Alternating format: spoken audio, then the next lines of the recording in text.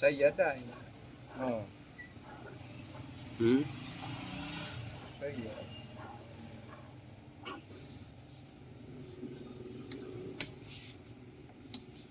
Magandang araw sa inyong lahat mga ka-G lovers. Nagbabalik muli Giovanni B. So pasensya na kayo kung hindi tayo nakakagawa ng video kasi madami tayong inaayos sa shop. So pasensya na kayo. So minsan na lang tayo maka-upload. So itong gagawin natin ngayon ay no sound na naman na amplifier. So alamin natin yan mamaya. Bali nakagawa na rin tayo ng ganitong model o unit. So sana ganun din yung problema para madalian tayo. So itong Xenon Karaoke Amplifier Pro XA124OF. So yan ang aayusin natin. So ito yung may heatsink sa gitna. So tara, alamin natin. Let's get started.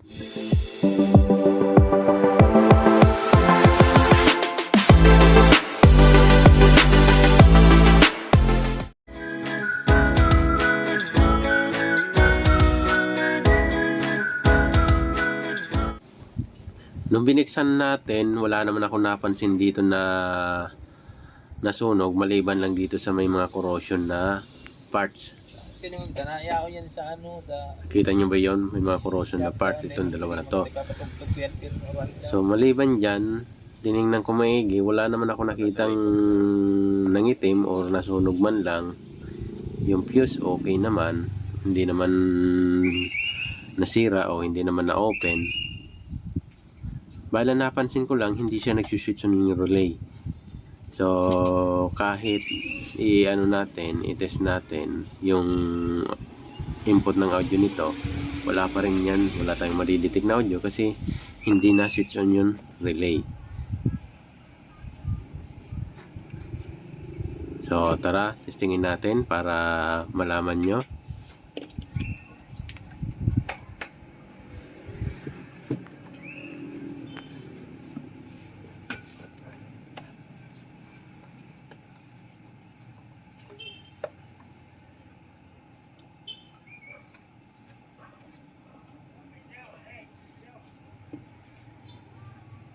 Bali yung sinasabi ko sa inyo, hindi siya natunog kasi hindi na-switch yung relay. Kahit nag-tap na tayo dun sa may capacitor, pati na rin dun sa may input na left and right, ganun pa rin, wala siyang audio.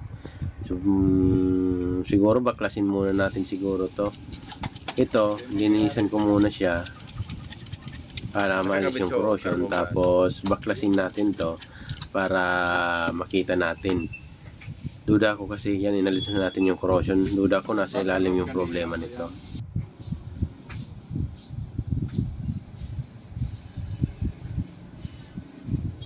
So bali, ito na mga ka-G lovers, na tanggal na rin natin yung mga tornilyo nito. So bali, ito na siya. May nakita ako dito na parang malinis pa siya, na parang hindi pa dinaanan ng technician to. So malalaman natin yan na kung saan yung problema nito. Mas maganda sigurong ayusin yung mga ganito kasi at least alam mo na ikaw yung nakaunang naka-repair. So una ko munang gagawin, syempre mag-voltage check tayo. I-check natin yung voltage biasing para malaman natin. Pag abnormal yung bias, trace tayo sa driver. So pag normal naman, malamang sa tayo sa relay driver, baka hindi lang nagana, hindi na-switch yung relay. Pero bago ang lahat, testingin muna natin yung voltage biasing ng main amplifier. Baka kasi abnormal kaya hindi na-switch yung relay, kaya na-protect. So kadalasan nito nasa 0.3, 0.4, 0.5. So 0.4 okay, 0.4 okay. Dito naman tayo 0.4 okay. So 0.4 okay. Nagtataka ako bakit hindi siya na-switch on yung relay. Piling sa driver ito.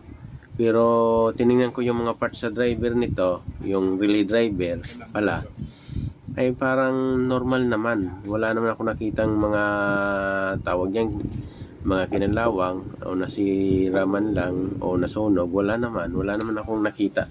Kaya siguro check ko muna siguro yung nagtitrigger sa driver ng relay. Minsan kasi ang nagtitrigger sa driver ng relay ay yung signal na galing dito sa main amplifier, dadaan yan ng signal diode na 4148, papunta na yan dyan sa driver ng relay para mag-switch on. Once na may problema yan, magsisignal yan doon na may problema, kaya hindi na-switch on yung relay. So, ang duda ko baka yung problema dito sa may o kahit normal yung biasing, doon sa may pa-protection na papuntang relay o signal na papuntang relay, doon siguro may problema. Kaya hindi na-switch on yung relay.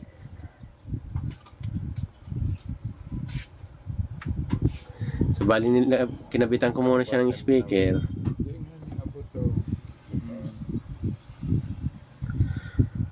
Para na rin matis ko siguro. So, nagigits nyo ba mga ka-G-lovers? May posibilidad kasi, alam mo ba yung sa mga parts ng amplifier, yung sa side ng may signal diode, yung 4148, tapos may kadalasan yan 9014 nakasama, katabi. Tapos may mga resistor. Tapos yung signal niyan, papunta na yan sa amplifier. Once may problema o may DC out ka, magkakaproblema yung ano mo, yung signal doon, kaya magpo-protect. So, kinabitan natin ng speaker, talagang wala siya, oh. Wala. Talagang totally, kasi hindi nga na-switch yung relay.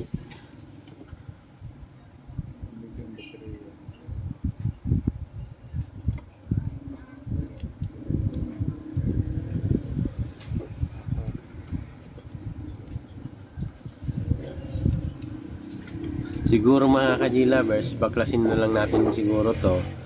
Yan, alisan natin ng mga tornilyo to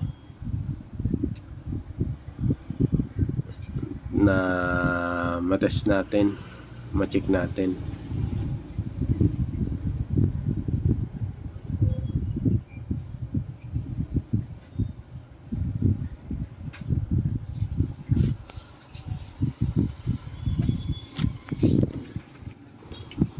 Bali may nakita tayo kanina na para may corrosion na linya.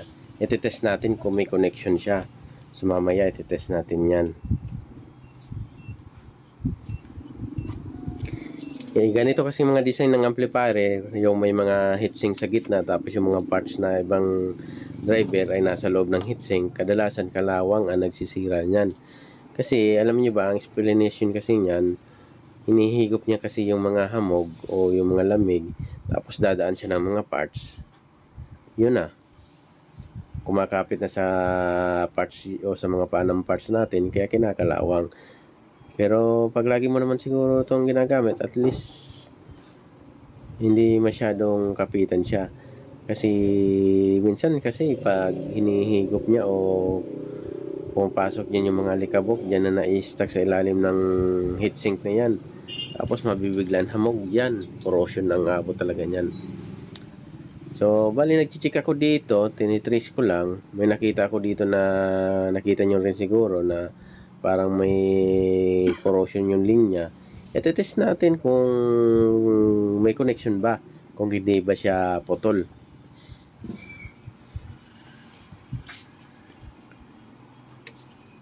So, bali off na lang muna natin. Ito to yung sinasabi ko sa inyo. May nakita ako dito, baka ito putol to. So, malalaman natin yan kasi iti-test natin. Pero bagong lahat, alisin ko muna siguro ng insulator to, itong kulay green na to, para makatest tayo na maigi.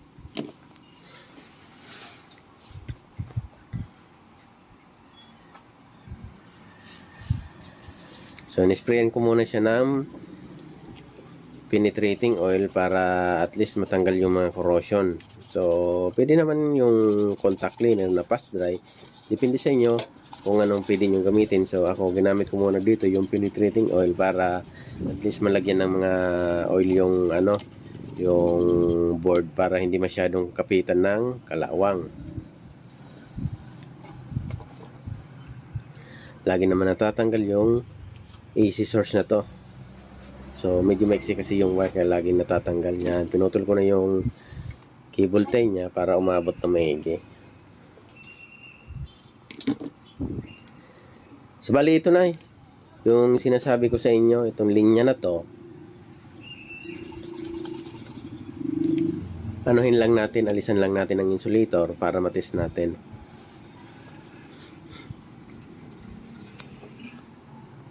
Ito yung sinasabi ko sa inyo. Tinitingnan ko maigi, parang may corrosion siya. So alisin natin ito. Yung linya niya, yung insulator niya. Tapos itest natin kung may connection ba. Kung may connection ba, wala namang problema. Pero pag wala, jumper na lang muna natin siya.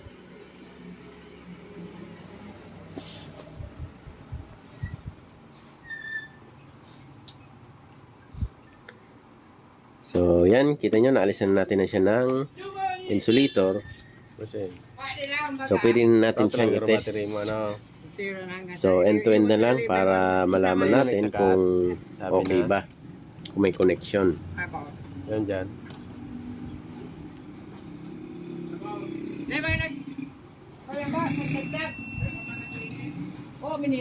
So, check natin dito. Suyurin lang natin kung saan siya papunta. Dito daw. So, kita nyo naman, mukhang okay naman siya kasi nag-buzzer. So, ibig sabihin may connection. So, walang problema. Yung linya na to.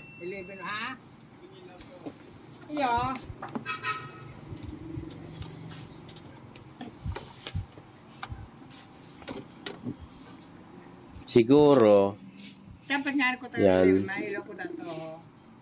Kita nyo, medyo malinis naman yung board. Siguro, nandito sa may sa may ilalim ng heatsink. So, bali, tanggalin ko muna siguro tong heatsink na to. Tapos, balik tayo. Tingnan natin, baka nasa loob yung mga parts na may problema. Siguro, bago ang lahat, i-check ko muna siguro to mga resistor. Isa-isahin lang natin. Bali, check ko muna siguro itong mga resistor. Tingnan natin baka isa sa mga dito na resistor ay may change value na. Magkakaproblema talaga yan dyan. So, at least may tayo, may plus and minus tayong percent para sa pinakatamang value nito. Kasi nakakabit kasi yan. Pero kung gusto mong masukat talaga yung pinakatama niyan, tanggalin mo dyan sa board. So, ang gagawin natin, tansya-tansya lang muna. Yan, check lang natin.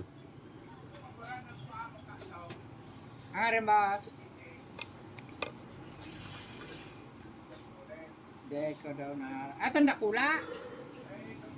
Aton. So bali may mga naman resistance naman na almost malapit sa kanyang value. So tulad nito 9K, almost 10K yan, 10K yung nakalagay dyan. So ito din, nasa 10K din to, nakalagay na to. So ito din, 10K din to. So kita nyo, almost 10K siya. So ito din, 10K. So mukhang okay naman yung resistor, wala namang problema. Siguro next na lang natin ay baklasin na lang natin siguro yung yung heatsink na to, baka nasa loob yung problema nito. So tulad nito 22K, almost 22K, okay naman. Pero pinastan sa naman na. Turo mo. So bali itong isa, medyo magalaw lang yung multimeter natin. Bago mo labuton ang pared, may guide to. So, mukhang okay naman. Sapat naman na value. Yan, almost 10K. So, hindi ba kita? Tingnan nyo maigi. Dahil sa okay naman siya mga ka-G-Lovers, almost yan, okay naman. Pag tinitis natin, medyo magalaw lang ito, 33K. So, okay naman siya. So, ibig sabihin, ay dito siguro sa may loob ng heatsink na to. So baklasin ko lang siguro to. Tapos tingnan natin. So tara. Bago siguro tanggalin natin yung heatsink na to, check na natin muna itong mga capacitor. Kadalasan kasi dyan yung nagpapadelay ng relay. Baka delay na maigi yung relay. Kaya tanggalin ko lang muna itong mga capacitor. Tapos check natin isa-isa.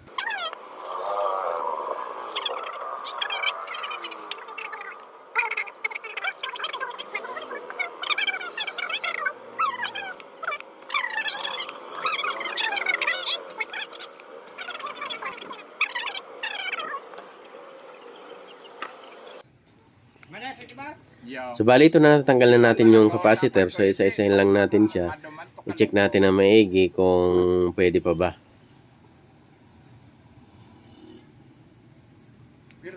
So ito muna.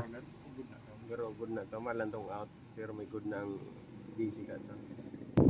So antayin lang natin ma-charge yung capacitor. So meron tayong 100 UF. So okay, good. Next. Ay dati pa pala to. 100 UF to. Tingnan natin, no, 100 UF, 103 UF. So, malakas pa, okay pa siya. So, tingnan nyo maigi. Yan, 100 UF, 50 volts. So, next naman na capacitor. Check natin. So, bali ito ay sira yata. So, wait lang. Hindi. Nag-charge lang.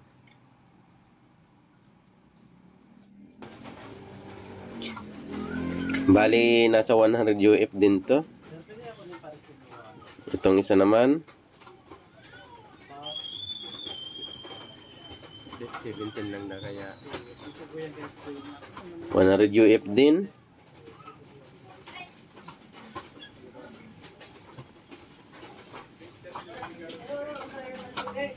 Next naman.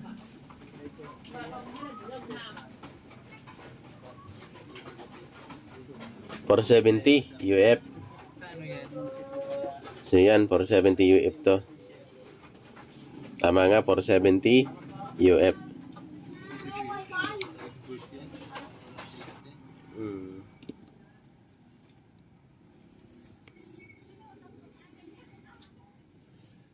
Below 100 nga ni, di na pwedeng resibuhan. Ay, di na anong resibuhan.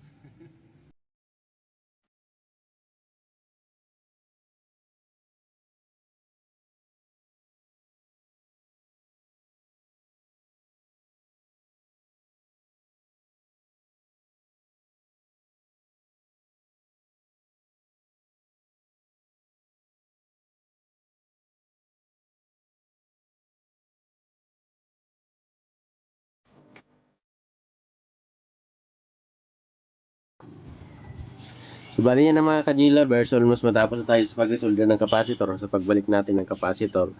Siguro next natin ay tanggalin na rin natin yung heatsink. Baka sabi ko nga sa inyo, nandun yung problema. Kasi okay naman yung mga capacitor, okay naman yung resistor doon sa relay driver natin.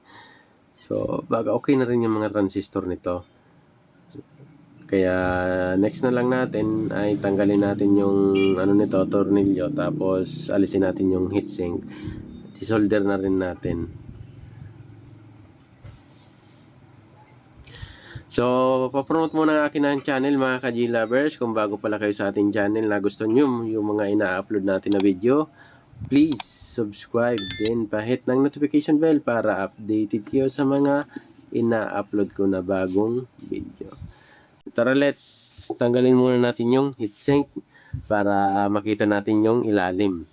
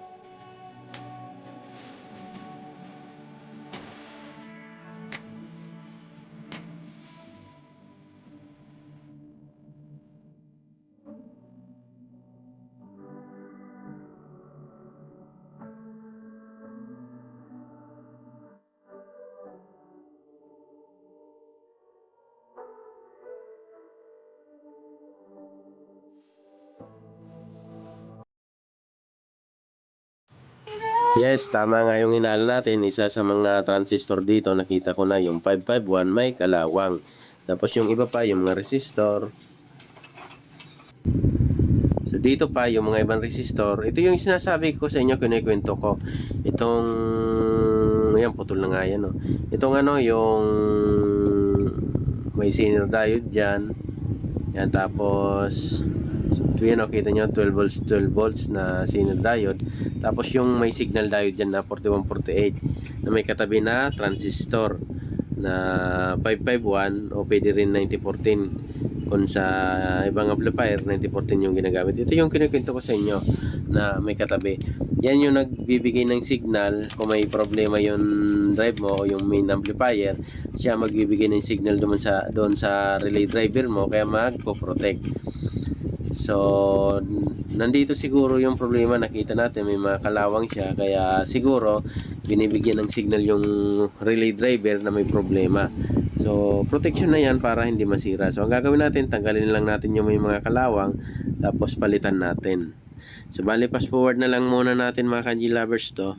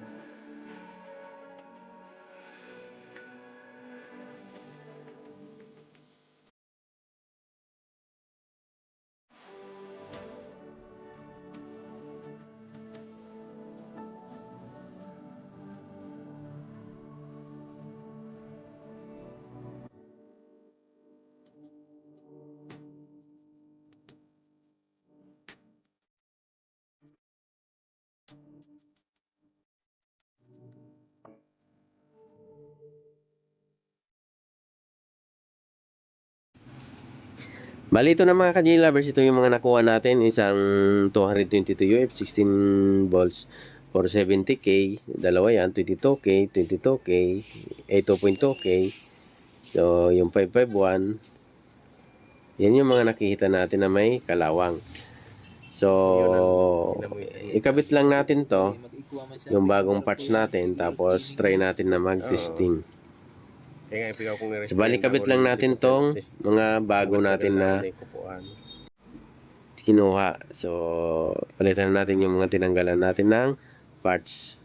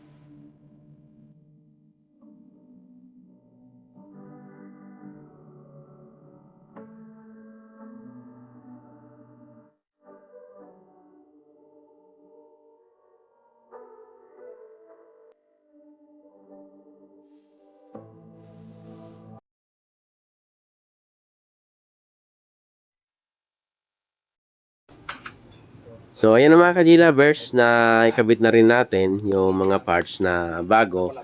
So, siguro, testingin na lang natin to kung mag-switch na yung relay. Pero nakula ka. Itong man. So, yung mga linya pa pala, nakaligtaan natin o nakalimutan natin, kailangan ko pa rin palitan pala yung mga line. Nakabukas ka na kanina. Dua. Dua ang spring ka nigdi ano. Balikabit lang natin yung mga iba pang parts na kinalawang, lalo yung mga line niya o yung mga jumper line natin ay kinalawang na rin. So kinabitan natin ng bago. Meron pa tayong mga air solder na may mga kalawang dito. So mamaya titestingin natin yung audio nito kung okay ba. Pero bago ang lahat, dapat mapanormal natin muna tong relay. So mapaswitch natin yung relay. So okay, resolder lang natin to. Tapos magta-try na tayo. Testingin natin. So yun na mga ka-G-Lovers, na ikabit na natin yung yung jumper line natin. Mamaya pag natapos na natin tong mga papalitan natin, yung mga kahit mga jumper line na mga kalawang pinapalitan natin, ay mag-audio test tayo. Malalaman natin kung normal ba yung audio nito. Pero bago ang lahat, dapat mapaswitch natin muna yung relay. So yan, nilinisan lang natin na maigi. So dito pa. So ito talagang mga ganitong design, lagi ko nga sinasabi sa inyo, madali itong kalawangin kasi dahil sa dumadaan na hamog dyan o may mga kasama pang mga alikabok na dumadaan dyan. So ito na mga ka-G-Lovers, kita nyo napalitan na natin ng mga bagong parts. Ito yung linya, pinalitan na natin ng bago dyan. So ito dati na yan dyan, naka jumper na yan dyan, may solda. Ito pinalit natin, sinner diode, pinalitan na rin natin yung isang sinner diode. Tapos dito yung yung resistor na iba dyan, pinalitan natin. Tapos yung transistor na 551, pinalitan natin. So sana mag-switch na kasi wala na mga kalawang. Siya kasi yung nagsisend doon ng error sa relay driver natin, kaya hindi siya na-switch on. So dahil naalis natin yung mga kalawang na palitan na natin ng bago, nagbabaka sakali tayo na mag-switch on na yung relay nito. So titestingin na natin. Pero dinodouble check ko muna, baka may natira pa akong mga hindi ko nakita na may mga kalawang. So palitan na rin natin habang nakatanggal pa yung heatsink. Pero pag wala naman, diretso na tayo.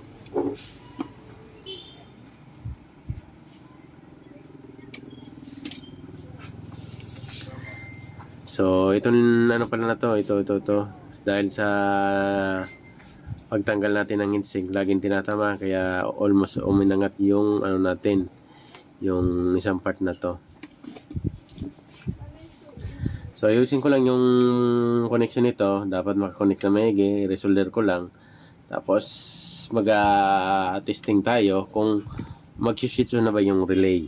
Malalaman natin yan. So kabit ko lang itong mga wire connection niya, tapos testingin na natin. So pakinggan na lang natin mga ka-G-Lovers kung mag-switch na yung relay nito. So pisto lang natin. So okay, nalagyan natin ng ng basahan para hindi dumikit. So testingin natin kung mag-switch yung relay.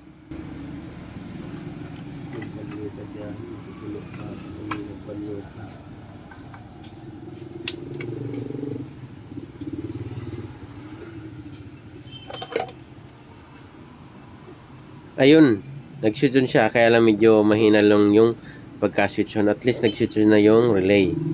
So dito tinest na natin yung yung sa relay nito ay nagkaroon na ng supply, kaya lang medyo mababa. So siguro ganito siguro ang design nito kasi 12 volt lang yung supply ng relay. Almost nasa 11 volts yung na-test natin dito. So pasensya na hindi pala kita. So kabit ko na yung mga ano nito, yung mga output transistor natin, tapos i-check natin ulit yung relay driver. So, test natin yung voltahe. Balik tayo. So ito, naikabit ko na yung ano natin, yung mga output natin. Ito yung sinasabi ko sa inyo. Nasa 10 to 11 yan. Umabot pa yan ng 11 minsan. Yan, 11 volts yung ano natin, yung supply sa relay yan. So nag-switch na naman siya.